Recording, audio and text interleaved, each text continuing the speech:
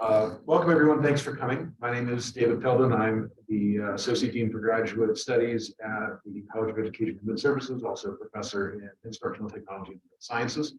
This is the second in our speaking series for the spring on evidence-based practices in graduate education.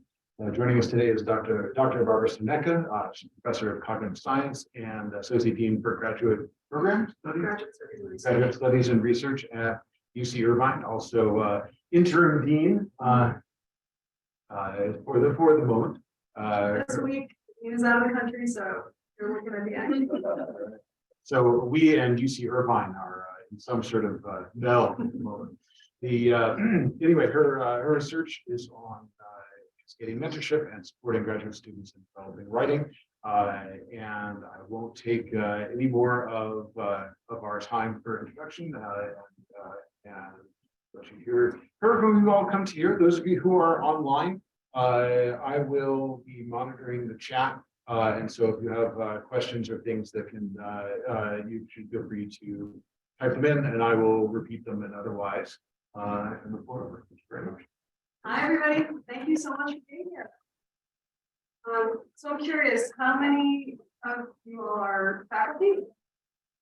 Oh, lots of faculty and staff. And grad students. All right. Welcome. It just gives me a sense of who I'm talking to and what parts of it might be the most interesting. Okay, so I'm going to talk today about writing workshops for academics. So I'm in the Department of Cognitive Sciences. Most of my work is so applicable to, or rather the writing, kind of writing that I'm most familiar with doing and helping people learn how to do is cognitive sciences, psychology, education, sort of experimental psychology is where I'm. And so the further you get away from that, the less applicable my ideas become. But I'm happy to talk about all of this.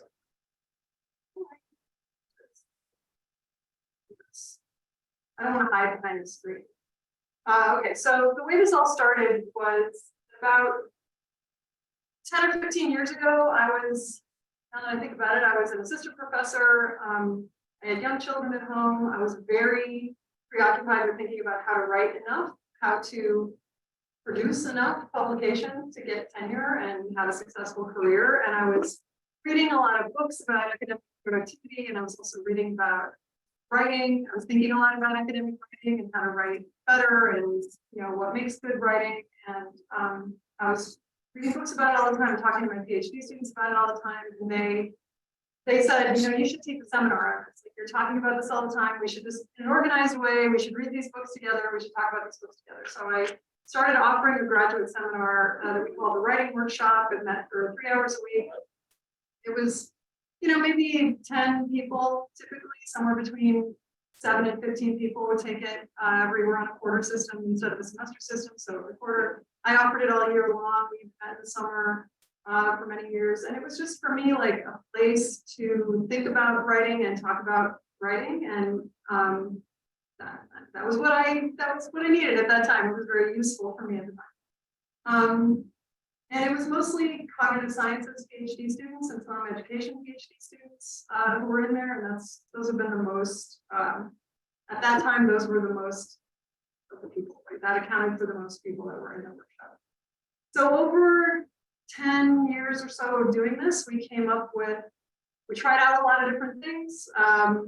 We kept the things that worked and modified them and made them better, and then the things that didn't work we didn't do. So I won't bother telling you about all those things that didn't work, but I'll tell you the things that we ended up with that are kind of like the really useful things that we always do now. One of them is planning. So we, in the writing workshop, together we make an individual development plan. That's an IDP. So that's anywhere from 1 to 5 years, planning the research and writing you're going to do for the next 1 to 5 years. So for assistant professors, it's typically a planning through when you're going to submit your tenure dates. For graduate students, they want to plan through the end of their PhD program. Postdocs are typically only able to plan for like a year or two because they don't know where they're going to be after that. So this is something we kind of did together. We sort of supported each other. Okay, at the beginning of fall, Sure, let's make our IDPs and let's update our IDPs.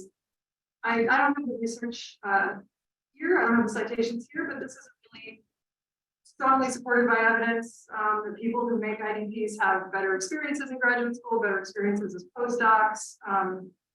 The NIH now, I think, advises or requires all of its postdocs and graduate students to make IDPs, and it's a way of getting students and postdocs also to talk with their advisor about what is expected from them. So you sit down, you make this plan, here's what I'm planning to do this year, here's what I'm planning to do next year, and then you take it to your advisor, or as an assistant professor, I wanted to sit down with like an older, mentor, like a full professor who is advice I respected and said, does this look reasonable to you? This is what I'm planning to do for the next year or two. Does this look like it's doable? Does this look like it makes sense? And then we also did a semester plan or a quarter plan. So that's weekly. I'll show you examples of all of these. So that's we're on a 10-week quarter system. If you're on a semester system, you would make a semester plan. And then we kept weekly and daily plans on a shared daily writing. So this is an example of an IDP of a fifth-year PhD student at the time, and you can see it's just a Google spreadsheet. You can do it in Excel, or we did it in Google Sheet. You've got projects on as rows, and you've got seasons of the year, because we're on, like I said, a quarter system, so we have 4 quarters in the year, and it's no more detailed than that. It's just like in winter, I want to resubmit this paper. And in the spring, hopefully I'll have an answer and I can revise and resubmit it if necessary. And then if I get stalled on that toddler dumps paper, then I'm going to go to the broom paper.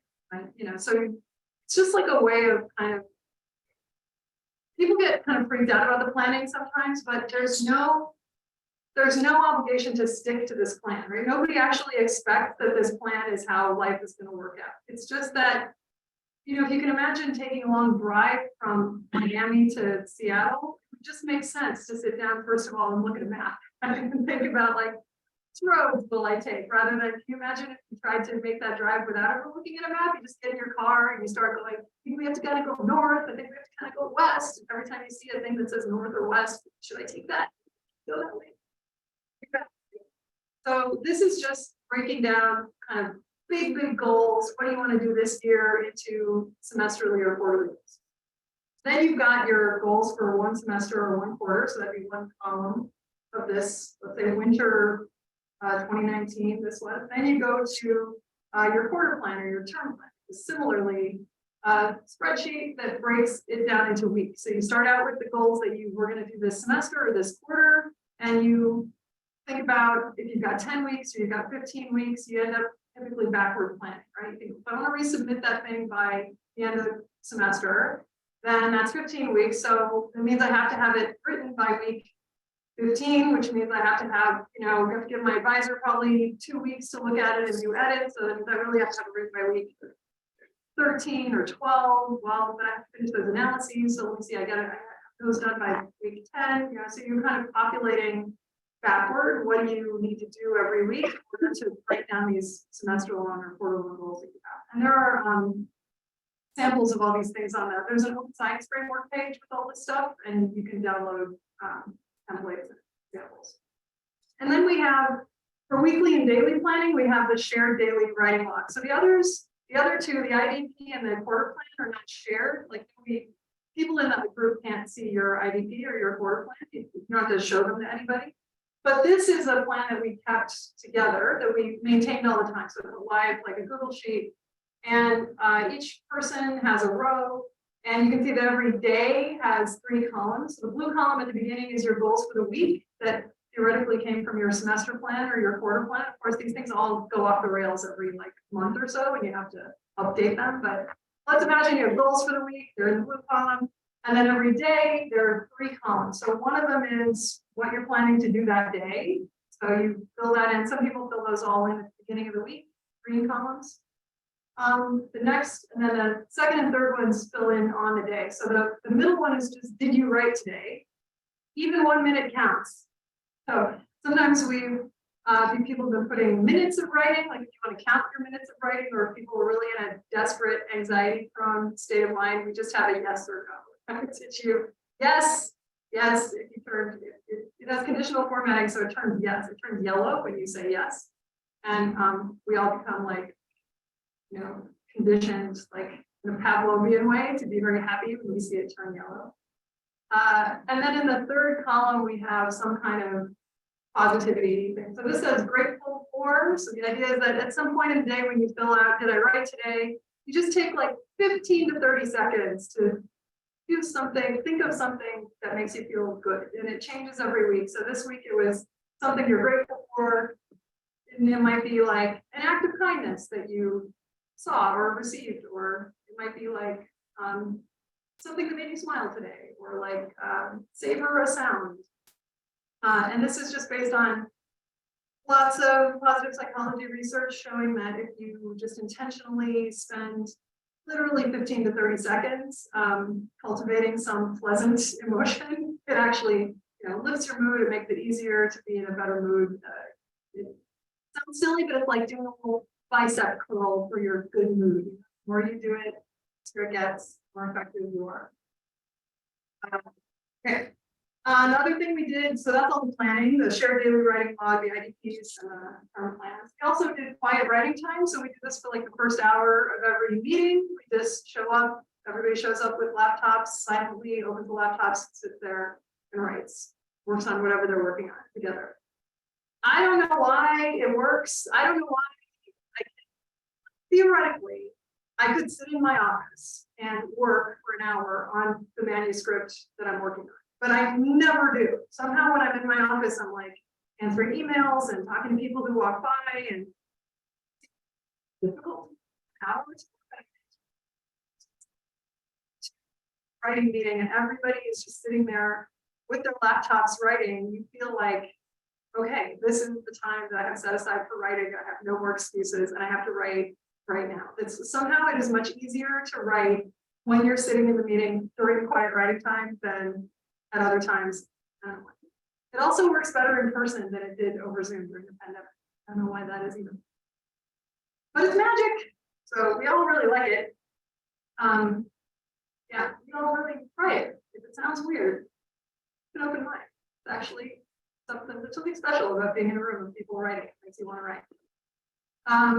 Sometimes people call this write on site, or they call it shut up and write, but we don't say shut up and write because that's kind of mean. And I try to get away from the like boot camp, angry, punish yourself language with this. All right, another thing we practice was ninja writing. We call it ninja writing, which is like sneaking little writing periods into your day of 10 minutes or 15 minutes.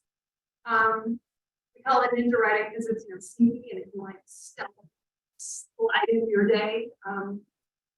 This is just the idea that besides having a time scheduled and set aside to write, that you learn how to write when you just have little bits of time. Because in an academic career, if you can only write when you have a chunk of time free, then a lot of times you're just not going to be able to write at all. When you have young kids, if you have administrative responsibilities, now I'm the dean this week and really an associate dean, I never have an hour, right? Like if I can't write in small chunks of time, I just wouldn't be able to do enough writing. So actually ninja writing magically apparently cures, not magically, I mean, I'm a behavioral scientist. There's plenty of research on how it cures these misconceptions, but it cures 3 misconceptions that really stop people from writing. One is, I can't write unless I have at least blank amount of time free, right? You'll hear people say, well, I can't write unless I have 2 hours free, or I can't write unless I have free. Spend the first 35 minutes just remember. If people can be convinced to try writing minutes at a time, they learn that actually if you're doing it regularly, if you're doing it every day, it doesn't take 45 minutes to remember what you were doing. You really can open a document, do something worthwhile in just a few minutes. I can't write unless I feel inspired. That's another thing that people will say. Well, I have to wait until the inspiration comes. The penguin is kind of the logo of the writing workshop because penguins do this thing called social huddling, where they huddle together to stay warm so they don't die in the Antarctic. And so this would be like a metaphor we adopted at some point for the writing workshop. So that's why there's so many penguins. People believe that they can't write unless they are inspired, and they just start writing for 15 minutes chunks. If they just make it a goal to write every day in a 15-minute chunk, they find that even though they didn't feel inspired, they actually can write, and it's productive, and they get stuff done, and they learn that it's not true that you have to feel inspired. You can write even when you don't feel inspired, just like we do all the other parts of our jobs. You ever have to give a lecture and you just didn't feel inspired when it was time to give a lecture? I tell you, I don't feel inspired when it's time to go give a lecture, but I go give it anyway because it's my job and it's fine. Most of the time, it's fine. Can't write until I know what I'm going to say. That's another misconception. People say I can't start working on this manuscript because I haven't thought about the argument yet. Haven't figured out how I'm going to use it, blah blah blah data. But writing is thinking. Writing is organized thinking. Often we don't figure out what the argument is until we start writing. And so just start writing. It's one of the reasons for ninja writing is people say, I can't write, I don't know this yet. You say, start writing, just make something up. Then you start figuring out what you're thinking, you figure out what the argument is, you see what's wrong with it, you revise. Sometimes I have this conversation with myself where I think, I can't write anything good. And then I remember to ask myself, can you write something bad? And I think, oh yeah, I can definitely write something bad. And I think, okay, write something bad. And then you can revise it into something later. We also do this thing called the feedback forum. So this is, I have a video of this for you. We originally did, early years of the workshop, we would do a kind of MFA style writing workshop feedback thing where people would have like a paper, some big piece of writing that they would circulate ahead of time, and everyone was supposed to read it, and then we were supposed to give feedback on it during the meeting. But nobody read it. It was really clear that nobody had time to read it, or maybe they just didn't, it wasn't a priority. So you get really shallow, awkward feedback. Everybody would sort of be sitting in the meeting like, do you have any feedback for David? And you'd be like, oh, David, I found a typo on page 4. And nobody had really engaged with the argument. Nobody was feedback, just was not very good, not very useful. So once Google Docs, once we became aware of shared Google stuff, we, what is going on? I cannot navigate around this. So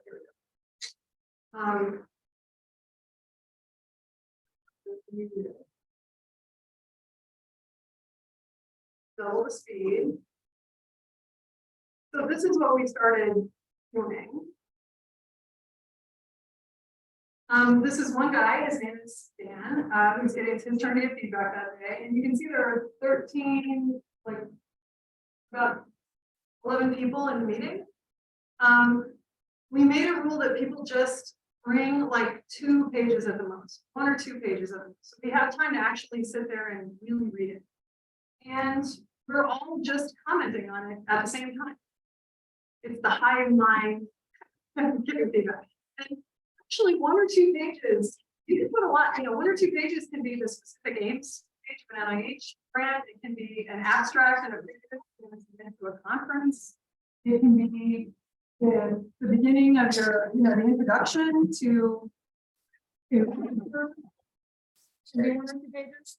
So what? Oh, sorry. You could actually, there's a lot of stuff in 1 or 2 pages. In this case, he circulated an outline, right? So he had an outline of the paper he was working on, and we're all giving him feedback on the outline. And the great thing about doing feedback this way is that there's plenty of time for everybody to say everything they want to say. People don't have to take turns. They're not sitting there waiting for their chance to talk. They're not hoping that they get a chance to say their thing and not listening for the other person to say, there's not like this weird, I don't know. I get the feeling that the MFA program style workshops get kind of nasty, and people often the author is not allowed to say anything. They just have to listen to people discussing their work. It just sounds weird and gross and like not something I would not want to do. Not something I would want to do.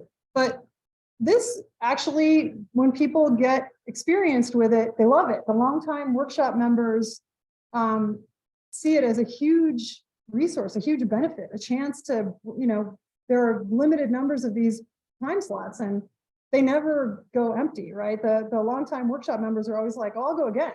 If there's nobody getting feedback on Tuesday, I'll go. I've got another thing I can get feedback on, because it's just so useful. And you can see it's also really useful for everybody. These are PhD students, 11 different PhD students, everything from first through fifth or sixth year in their programs. They give very different kinds of feedback, right?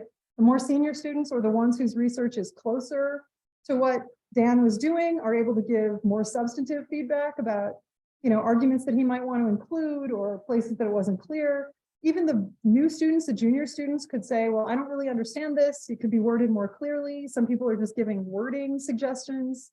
We do a thing called reverse outlining, which is when you've got a draft and you don't know where to go with it, you try to identify the kind of point sentence or topic sentence of every paragraph, and then you just take all those topic sentences and move them into their own separate outline, and it gives you kind of a X-ray of the structure of your document.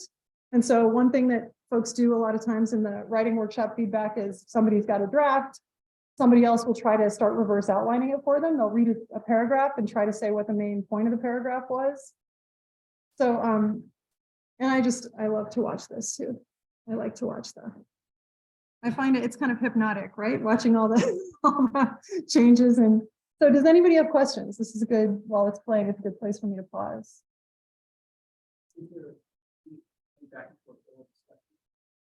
So what we typically do is we allow half an hour, and for 20 minutes, it's just silent, everybody commenting. And then for the last 10 minutes, we open it up for discussion and invite the author to ask for clarification or to ask anybody, what the comments meant, or for people to give more discussion or more, if they have more to say that they couldn't put in the comments, and we do it early.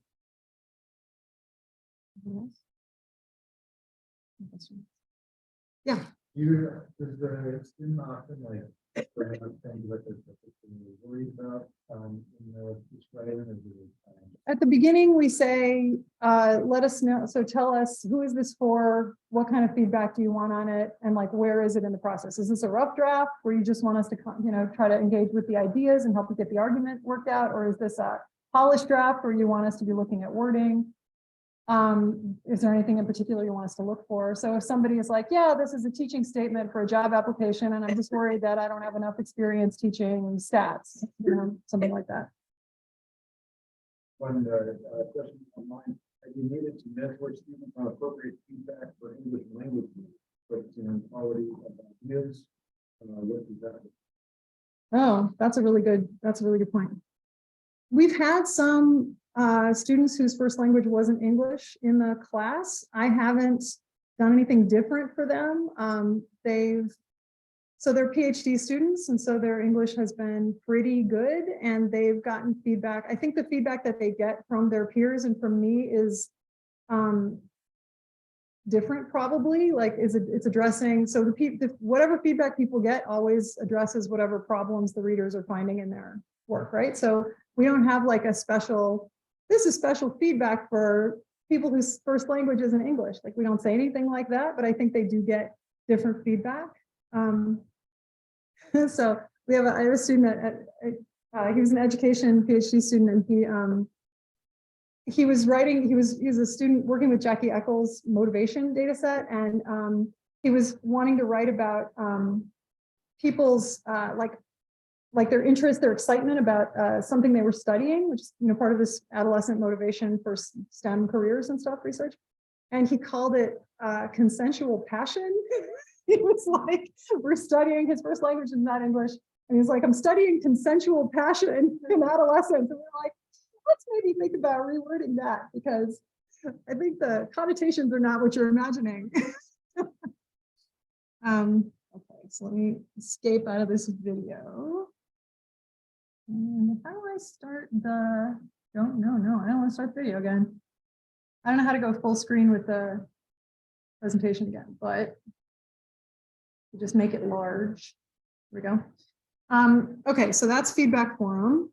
And then we have, this is probably good. So yeah, you better take your laptop back. Oh, no, they can't hear you. That's why it's here. Okay. I apologize. Ignore me. It's okay. I don't want your laptop to fall backwards onto the floor and break itself. Okay. Okay. Well, we also have a rejection collection. This is the last sort of core practice in the writing workshop. So the rejection collection is a spreadsheet with date, name, what you were rejected for, any quotations that from the reviewers, any bright side that you see, and your email address. So it gets filled in with things like this. So every time somebody in the writing workshop submits a paper or a conference,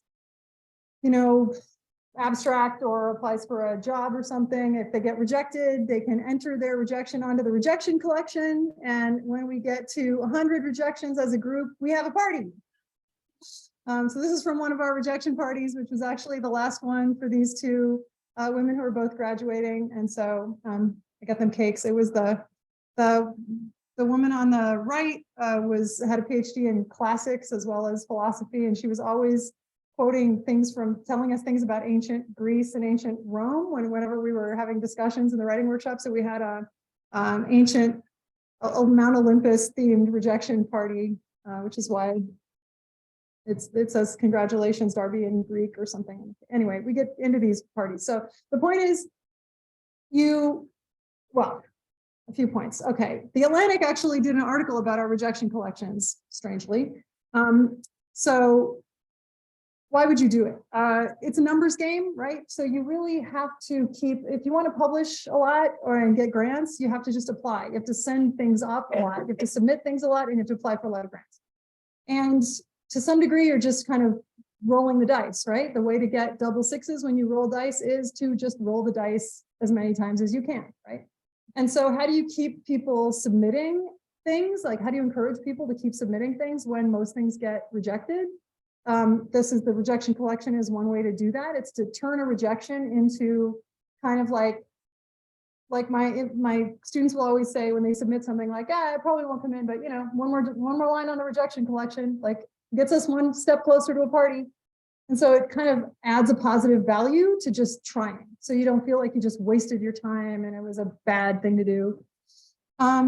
Also, people don't talk about their rejections very much, which kind of breeds shame and isolation. And you want me to just advance this? Sure. And when people start talking about rejections, it builds community and support, right? So if you imagine that imagine that we're all submitting, 10 things a year and 9 of them get rejected. But we don't ever talk about them. The day that the one thing gets accepted, you come into the office and you're like, hey, did everybody hear about my thing that got accepted? And so if you're surrounded by 100 people who are all in that situation, and every day somebody's going to be talking about their thing that got accepted, and nobody's going to be talking about their rejections, even though 90% of what everybody is experiencing is rejection, right? So of course you're going to end up feeling like all I hear about all day long from my peers is success. They're all succeeding all the time, and 90% of what I'm experiencing is rejection. But that's true just if everybody talks about the successes, right? So it's really important to normalize the process of submitting things and getting them rejected and even celebrate it. And then also setting goals based on things you can control. This in psychology is called having an internal locus of control, is really important for well-being. So you can't have a goal like, well, you can, but if you have a goal like my paper is going to get accepted the first time I send it out, that's just a recipe for being miserable, because that's out of your control. You don't know if it's going to be accepted. It depends on the reviewers, right? But if you have a goal like I'm going to submit 5 things and put them on the rejection collection, right? I'm either going to get 5 lines on the rejection collection, or I'm going to get some combination of successes and failures. That's in your control. You can submit 5 things, and if they get rejected, you can put them on the collection, right? So it's really important to plan your work in terms of things that you can control, that don't depend on other people liking it or other people's behavior. And that's just like a mental health tip, no charge. Okay, there we go. All right, so after 10, 15 years of doing this, I no longer wanted to, we had started out reading all these books, and then over the years, it was like, well, let's just read chapter 3 of that book and chapter 1 of this book, and so-and-so has a really good thing, and nobody's really describing such and such. And so after a while, I was like, I think I need to write a book, actually, because I have strong opinions now, and none of them are captured in any of the books that we've been reading. So I wrote a book, which is free. It was published in 2019, revised in 2021, and you can download it, read it for free on the Open Science Framework, or the best way to read it is on perusall.com, where it's also free, and you can discuss it with other people, along the lines of community-based reading things. And for those of you in the room, there are copies of the book right there, as long as they last. So the first 9 people to run up to the front of the room after the talk can have a free copy of the book, or you can buy it on Amazon. All right. So then after we had the writing workshop, I wrote the book. Then we also wanted to do an intervention study along the lines of evidence-based practices. I'm a cognitive scientist. I had a sense that the workshop was really useful for people and that it was helpful, but I wasn't content to just have that feeling. I wanted to actually try to collect some data to find out if it were true. So the design of this intervention study, we did it over a 10-week period in the summer, which is a pretty short amount of time. People who are in the writing workshop are typically in it for years. But we wanted to do it in the summer, so we did it over a period of 10 weeks. And there were 2 groups. So this is one group of people you're looking at. The solid line is all one group of people. For the first 5 weeks, they were in the intervention phase, meaning they were in 6 hours a week of writing workshop meetings led by me. So that was 30 hours of writing workshop that they had. And then for the second 5 weeks, they were in a kind of maintenance group that was like a cascading mentorship. And so they were meeting 3 hours a week led by one of my PhD students. The other group, so people were randomly assigned either to this group, which we called INT plus main, intervention and maintenance, or the other group, which is represented by dotted lines in all the figures I'm going to show you. They were on a waiting list for the first half of the summer, they're the control, and then they were in the intervention for the second half of the summer, because we didn't really have money to pay people, and nobody signs up for a study like this to be in the control group. They sign up for a study like this because they want the writing workshop intervention. So we set it up so that they're either in a waiting list for the first half of the summer and then in the intervention for the second, or they're in the intervention for the first half and then a maintenance group. So we've got 3 things we measured: the control group, the 2 intervention groups, which are merged in most of these analyses, and then the maintenance group. Okay. So one of the most striking results was the ninja writing result. When we asked people we surveyed them pre-test at the 5-week mark, which is the halfway point, and then at the end, at the 10-week mark. So we asked, what's the shortest block of time you can use productively for writing? In other words, what is the minimum amount of time that you need to have free in order to get any useful writing done? And this changed a lot. So in the intervention groups, it went from a mean of 41 minutes to 17 minutes. And then during the maintenance phase, it dropped again from a mean of 22 minutes to 13.8. The reason that the maintenance started with 22 is because, remember, maintenance is only half of the intervention group. It's that lower group that had intervention and maintenance. So they went from 22 to 13. So even in 10 weeks, dramatic drop in the amount of time people thought they needed to get any writing done. So this is actually a very quick and easy intervention. Then we had a whole bunch of self-efficacy kinds of questions, which I'll show you. So these are all on a Likert scale of agreement from 1 to 7, where 7 is strongly agree and 1 is strongly disagree. So I enjoy writing. You can see in the control group. So these are the dotted orange line is the control. The dotted blue line is the same people in the second half of the summer. So the orange dotted line became the blue dotted line. It's the same people. And the blue solid line became the purple solid line. Same people. That's why the end of the orange arrow is always at the beginning of the blue dotted arrow. Okay. So the ones who were in the control did say they were a little more likely to say they enjoyed writing, but the ones in the intervention, you can see, enjoyed it a lot more after the intervention, and the maintenance stayed and got even a little better. I'm good at writing, similar results. Big changes in agreement for people who were in the intervention, not so much for the control and more in the maintenance. I know how to describe my research in a way that non-experts can understand, was this one. And you can see, in this case, the control group went down over the 5 weeks and the interventions went up and the maintenance went up. These are all significant, I don't have the significance levels in the data on here. I'm just showing you the sense of them, but they're all statistically significant. I'm good. Let me see. Give feedback was, I know how to give feedback, constructive feedback on other people's writing. And you can see that the control went down a tiny bit, small increases in the intervention groups, and then the maintenance group went up a lot. So this seems to be something that people feel a little bit better about after 5 weeks, a lot better about after 10 weeks. So I think it takes practice with the feedback form. Honestly, when people start doing the feedback form, at first they just feel like, I don't know what to say. I'm not very good at giving feedback, but over time they really develop a sense that they do know how to give people useful feedback. Discouraged. This was, I often feel discouraged or disappointed with myself about writing. And you can see that that went way down during the intervention and kind of didn't move during maintenance and didn't move during control. More self-efficacy questions. I suffer from writer's block. Went up during the control, way down during the intervention, which is good because that's kind of what the intervention is really designed around. I need inspiration in order to write, way down, way down.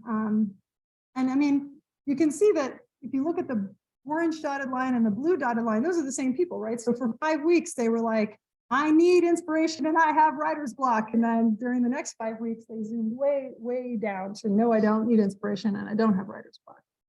I can't start writing until I know what I'm going to say. So these are the misconceptions we were talking about. You can see that went way down during the intervention. I fear rejection. So that was like, I think the way it was worded was something like, if I know something is likely to be rejected, I don't bother submitting it. And you can see again, up in the control, down in the interventions, further down in the maintenance groups. Dislike feedback. I find that was like, I dislike receiving feedback on my writing, or I find it unpleasant to receive feedback on my writing. Again, yes for control, no for intervention and maintenance.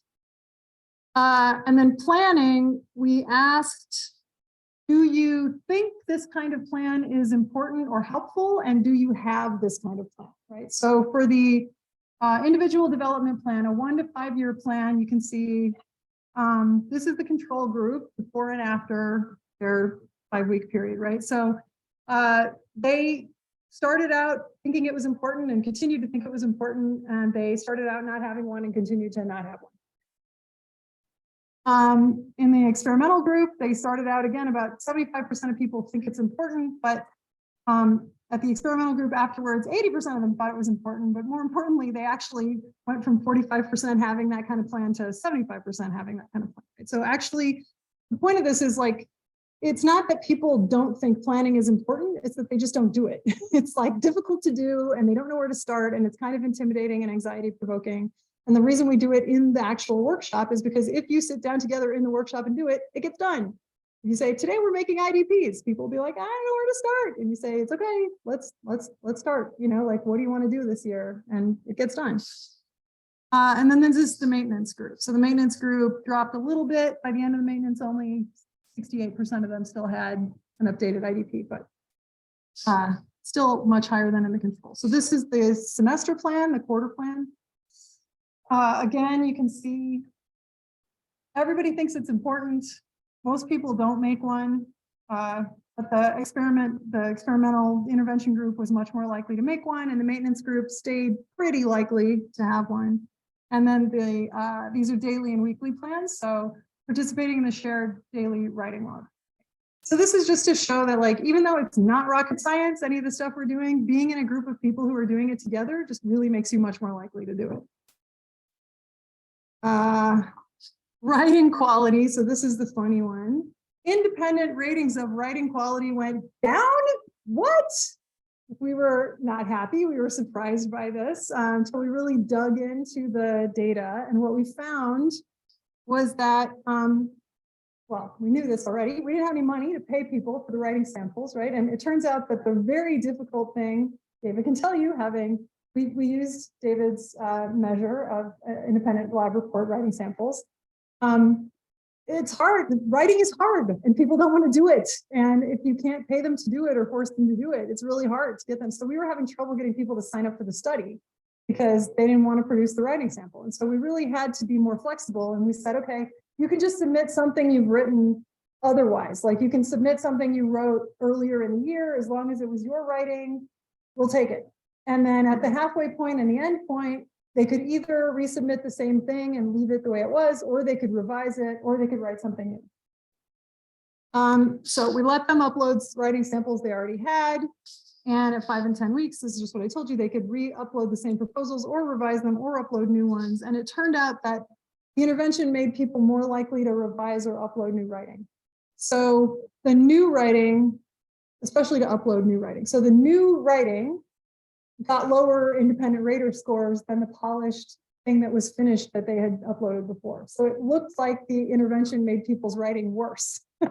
But it seems like what actually happened was that they replaced previously finished polished writing with new drafts of new projects that they had started doing during the intervention. And those got lower ratings.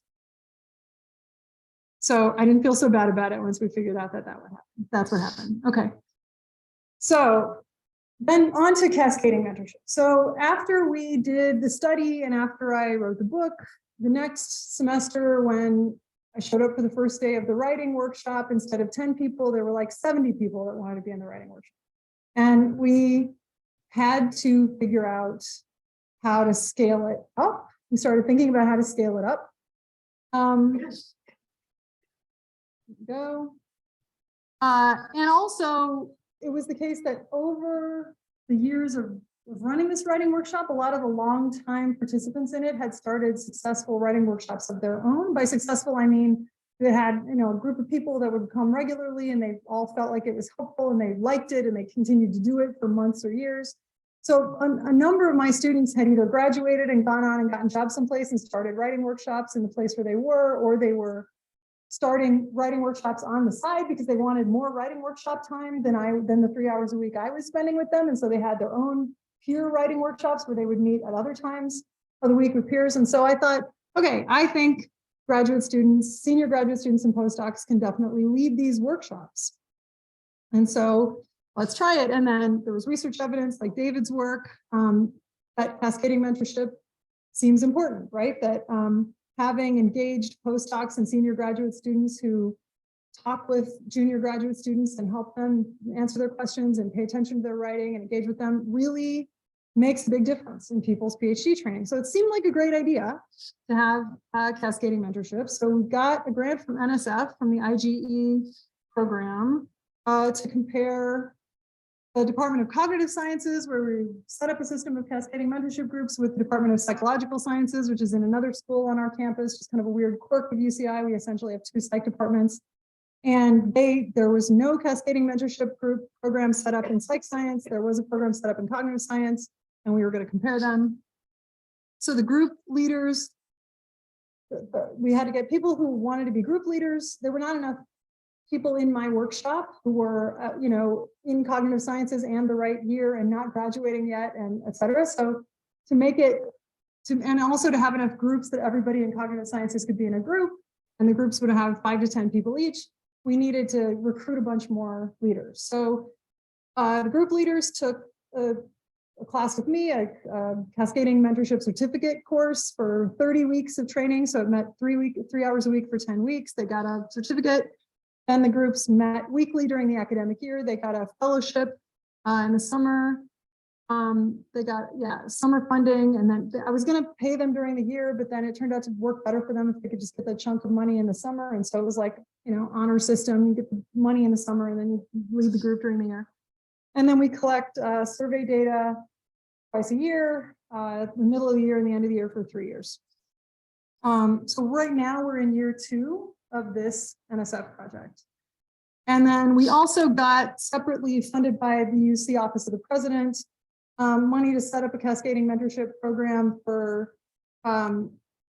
social sciences. So that I set it up throughout social sciences. So I'm the Associate Dean of Grad Studies in Social Sciences, which has 9 departments. It's like economics, anthropology, political science, sociology, global studies, my department of cognitive science, logic and philosophy of science, language science. So we set them up a broader set of them. And I think this link works. This will show you the ones that we have that are that are happening now. Like these are the currently active groups.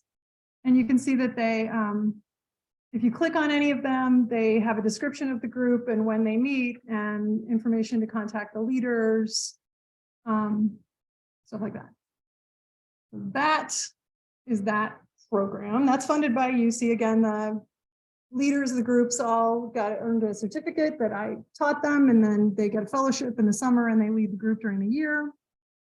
All right. Oh, did I not? Ooh. Yeah. You all, hi Zoomies. You can follow the link. Sorry, forgot to click you. Okay. So how's it going? So there was initial enthusiasm, but it was about 35 graduate students wanted to earn this certificate when I first offered it in spring 2021, and they led groups in 2021 and 22. But we found that the groups, it was hard to maintain participation. Like people, attendance really kind of fell off at the groups. A lot of the leaders were like, well, I'm excited about doing this. I'm showing up every week, but I only have one friend who comes most of the time, or, you know, the 6 people who started out wanting to do it, like most of them don't come anymore. And I'm going to merge my group with so-and-so, so at least 2 or 3 of us will show up. So really hard to keep people engaged. The groups were also really dependent on the leaders. So some of them that were successful, those group leaders were in their last year of graduate school. And when they graduated at the end of the year, that was the end of the group, right? There was no sort of succession plan to train a new leader. I mean, I was theoretically the new leader could have come and gone through the certificate program with me and taken over leading the group, but a lot of them the groups just kind of dissolved when the leader graduated. So there were only, I think now if you look at that link I just showed you this academic year, there were only maybe about 16, like half the number of groups that we had last year. And it looks to me like next year there's only going to be about half again, right? So the number of people who have registered to take this training, this certificate class with me this coming spring quarter, we're right now we're at the end of our winter quarter. We'll have a 10-week spring quarter that starts in a couple of weeks. It's only maybe 8 people. So you can see the program is kind of started with a lot of enthusiasm and interest, but it was really hard to maintain the interest and the enthusiasm. And the early survey results suggest no benefit. Sorry, yeah, disappointing.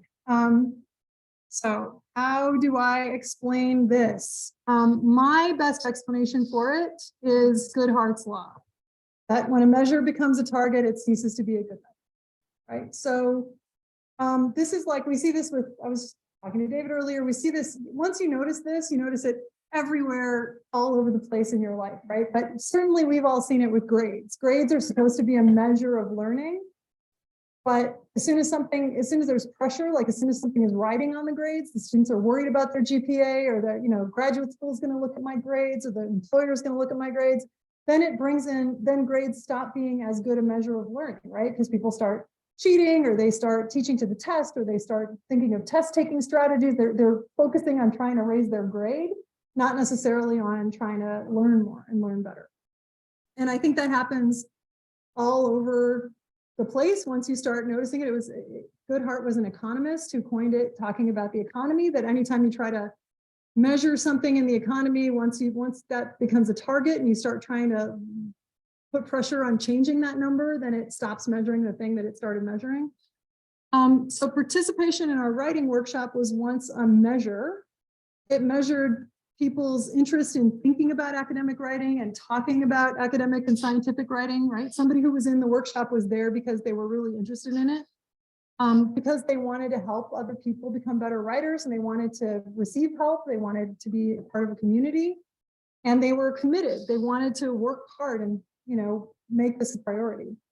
But once we started scaling up the program, then participation became a target, right? Then it was like, we'll offer you money and we'll give you course credit and you can earn a certificate and you can be a leader and put it on your CV. And so people got interested in it for all those things, because they wanted the fellowship, or they wanted the certificate, or the, you know, they wanted the line on the CV. And it was no longer a measure of, you know, a lot of people who did that probably wouldn't have been in the workshop, you know, worked in the workshop when it wasn't, when you couldn't get money for it and you couldn't put anything special on your CV, they weren't interested in doing it, right? And so they came for extrinsic reasons, probably. The intrinsic motivation that was there before was not there in the new people, and it didn't replicate the results. I think a piece of advice that's good is from this article that's gotten a lot of attention this year from Maurice Mitchell about building resilient organizations. He's talking about social justice organizations like progressive organizations and problems that they've run into. And he gives this advice: don't recruit too many less experienced people at once. Less experienced people need more time, mentorship, and training to excel, and effectively providing such support requires much more time and labor than we typically allow. I think the 10 weeks, the 30 hours of training that I gave to these leaders was just not enough. If I look at people in the writing workshop who have gone off and started their own workshops successfully, they're in the workshop, people are probably in the workshop for a year before they don't seem like newbies anymore. Like, it takes probably a year for them to really get enculturated into the thinking about the way that we think about writing and the way that we give feedback and we deal with writing. And the people who have gone off and started workshops were in the workshop for like the whole time they were in graduate school, 4 or 5 years, and they didn't get paid for it and nothing went on their CV, right? They were strongly intrinsically motivated. So I just don't think that I can replicate it by offering somebody money and giving them 10 weeks of training. Like, it just doesn't seem work.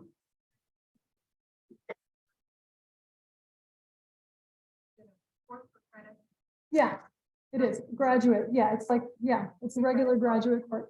It was actually a 1.3 credit course because I got, well, we're on the support system, but it was like, the department got credit for offering 3 classes because I taught it for the whole year, but I only got credit for teaching 1 class. And so it was like a third of a class. And the students only got, it was repeatable. Yeah, it's like a special topics course. So my final thoughts. Writing workshops, these are just communities of practice for academics. If you know the communities of learning, communities of practice research, this is something that people do anytime a group of people are all interested in the same thing, whether they're video gamers or knitters or nurses talking about their jobs, sitting around a lunch table chatting. People trade tips, they listen to each other's stories, they learn from each other's experiences, they help each other out. That's all that a writing workshop is, and it's focused on academic writing. These form naturally whenever people share a common interest. Any group of people who recognize that they're interested in something and want to talk about it are happy to get together and talk about it together. Not hard to do. And now, having tried unsuccessfully, I think, to scale it up, we'll see how it turns out, but I don't expect there to be any actual positive results from this intervention. It's not clear what the role of the institution should be, right? I'm not sure. I'm convinced that when I run a writing workshop and people are in it for years, it's great for them, but I'm not convinced that at an institutional level that it's been successful for us to set this up as a system and recruit leaders and try to train them and give them money and tell them to lead. I don't think it's replicating the effects. So if the writing workshop model appeals to you, start one. Don't wait for sponsorship because I don't think sponsorship helps very much. And that is the end of my talk. Happy writing.